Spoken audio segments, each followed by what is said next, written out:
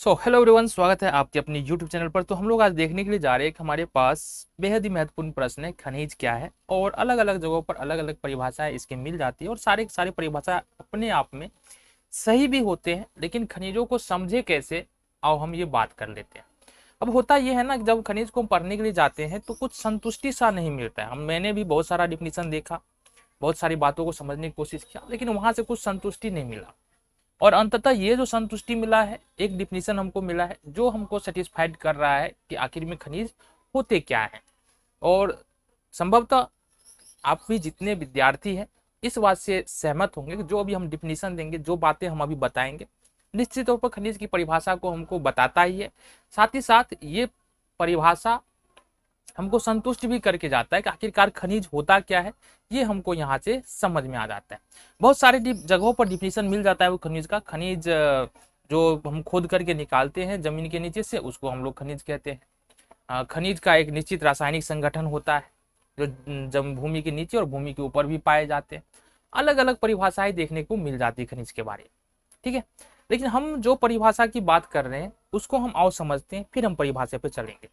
देखो, हमारा पृथ्वी जो बना है ना, पृथ्वी का जो ऊपरी परत बना हुआ है, ऊपर से लेके थोड़ा नीचे तक जाएंगे, मुख्य रूप से जो मिट्टी है और मिट्टी से जो नीचे थोड़ा बना हुआ है, जहां तक मिट्टी है, तो वहां की बात करेंगे 98% जो हमारे भूपर्पटी पर यानी कि पृथ्वी है, तो पृथ्वी के अगर मान लो ये पृथ्वी का परत है, तो ऐसा नहीं है कि सिर्फ मिट्टी ऊपर ही है, मिट्टी इसके नीचे भी है, इसके नीचे भी है।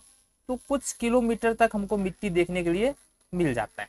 तो पृथ्वी की जो भूपर्पटी है यानी ऊपरी परत है, ऊपरी परत में मुख्य रूप से 98% जो है वो 8 तत्वों से मिलकर के बना है।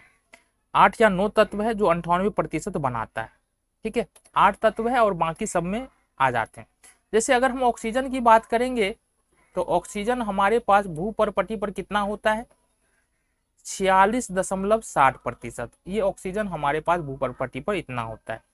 सिलिकॉन की बात करेंगे, सिलिकॉन हमारे पास जो है वो भूपर्पटी पर हमारे पास है 27.72%, ठीक है। एल्यूमिनियम की बात करेंगे, एल्यूमिनियम की बात करेंगे तो एल्यूमिनियम जो भूपर्पटी पर पाया जाता है वो है 8.13%, ठीक है। इसके अलावा अगर हम बात करें लोहा की बात करें तो लोहा भूपर्पटी पर पाया जाता है 5%, ठीक है। इसके अलावा देखेंगे कैल्शियम होता है हमारे पास, कैल्शियम जो तत्व है वो हमारे पास है कितना, कैल्शियम पाया जाता है हमारा 3.63%।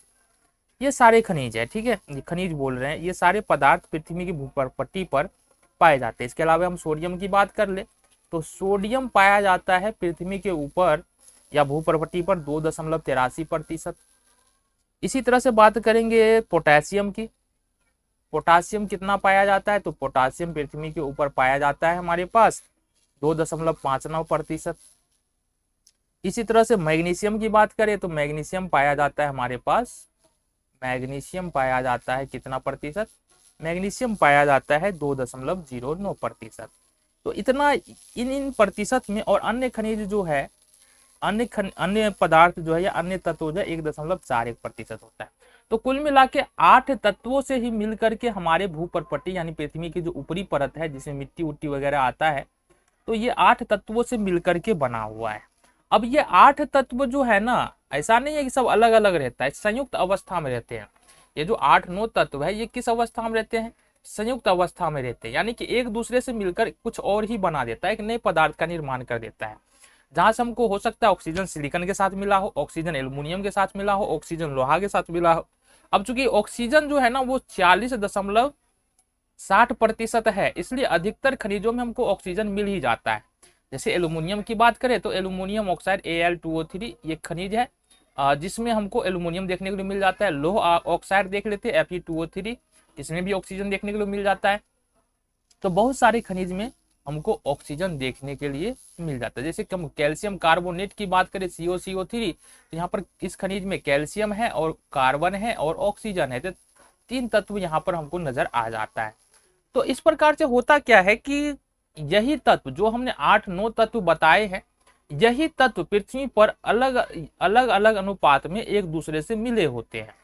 और इन्हीं पदार्थों को जो हम क्या बोलते हैं, खनिज बोलते हैं। यानी कि ये 8 तत्व मिल करके, 8 तत्व में से कोई भी 2, 3, 4 तत्व आपस में मिल जाएगा, एक नए पदार्थ का निर्माण कर देगा, जिसको हम लोग खनिज कहते हैं। तो परिभाषा क्या निकल के आता है इसका?